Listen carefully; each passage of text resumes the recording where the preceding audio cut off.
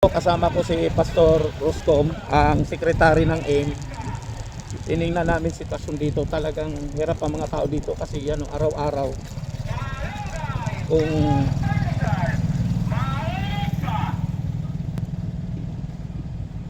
ang cellphone ko nga ni nagano na kasi puro alikabok. Talagang lumilipad yung mga alikabok. Pati pandesal na alikabukan na.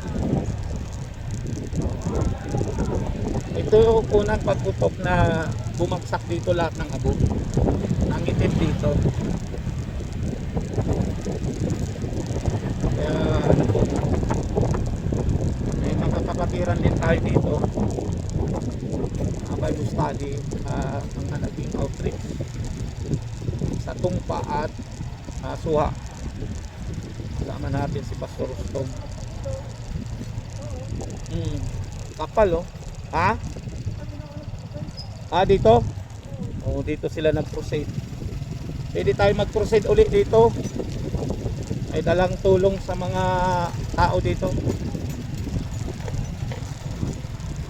Ito yung mga misyonaryo na kahit nagmumotor lang kami, nagpe-pray kami para sa kapalalahan